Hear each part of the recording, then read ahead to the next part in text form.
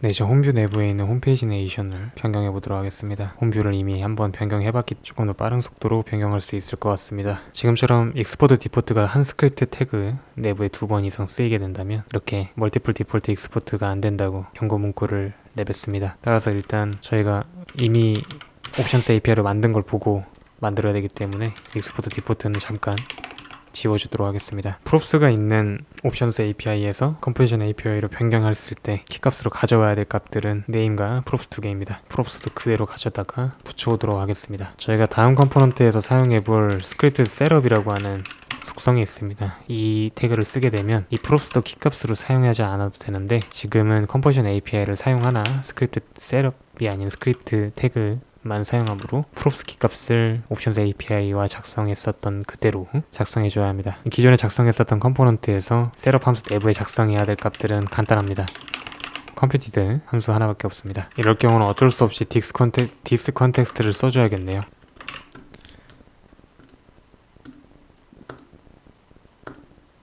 네, 정확하게 동작하는 것을 확인했습니다. 자, 이제 홈페이지 네이션과 홈뷰 그리고 홈뷰에서 또 다른 컴포넌트인 홈 테이블부터는 스크립트 셋업 태그를 사용하여 변환해 보도록 합니다. 스크립트 셋업 함수를 사용하게 되면 다음처럼 익스포트 디포트를 하지 않아도 된다고 하는 표현이 에러 문구가 뜨는데요.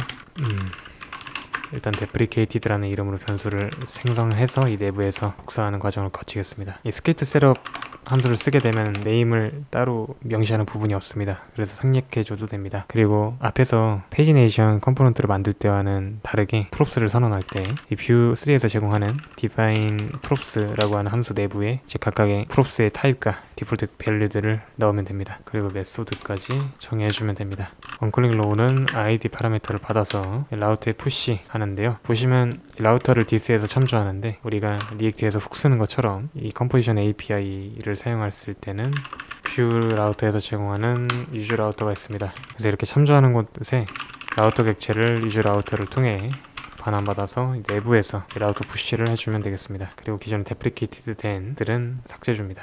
훨씬 직관적으로 값들을 사용했는데요. 그리고 별도로 리턴을 해주는 것도 없어졌습니다.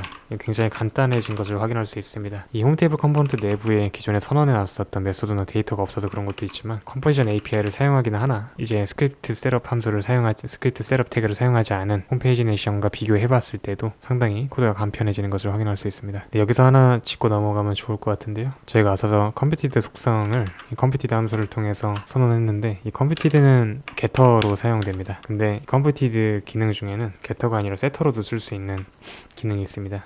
예를 들어서 여러분이 first name, last name을 이렇게 입력했다고 가정해 봅시다. 두 개의 변수를 합친 full name을 컴퓨티드 함수로 반환한다고 가정해 보겠습니다. 우리가 이 내부에 원래 콜백 함수를 넣었었는데 이렇게 하지 않고 객체 리터럴 형식으로 이 내부에 이 getter와 setter를 명시적으로 등록할 수 있습니다. 풀네임의 어떤 값으로 변경됐을 때 이 first name의 값과 last name의 값이 new value에 의해 변경되게끔 만들 수도 있습니다. 네, 그래서 신기하게도 이렇게 풀네임이 getter와 setter 역할을 같이 하는 이런 역할도 할 수 있는데요.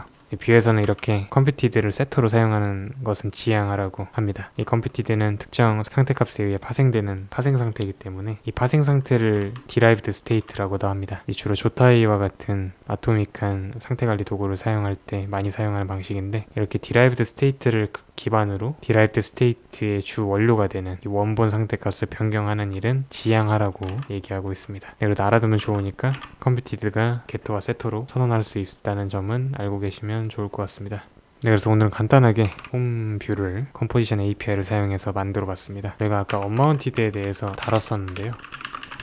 홈뷰에서 API 호출할 때 기존에서는 크레이티드 내부에서 이 업데이트 코호출라고 하는 사이드 이펙트 함수를 호출했는데 저희는 여기다가 그냥 호출했잖아요. 이게 원래는 옵션스 API에서만 제공하는 라이프 사이클 함수들이 있습니다. 지금 보시는 것처럼 before create와 created 이것들은 컴포지션 API가 들어오면서 사라졌습니다. 이 컴포지션 API 내부에서는 셋업 함수나 스크립트 셋업 내부에서 이 created의 함수 역할을 해주고 있기 때문에 이것들은 컴포지션 API부터 만들어지지 않습니다. 그래서 created에서 원래 우리가 사이드 이펙트 함수를 호출했기 때문에 별도로 라이프 사이클을 만들지 않고 그냥 셋업 셋업 함수 내부에서 API를 호출해 준 겁니다. 예, 오늘은 컴포지션 API를 처음 적용해 보는 시간을 가졌는데요. 다음 시간부터 조금 더 빠르게 진행하도록 하겠습니다. 고맙습니다.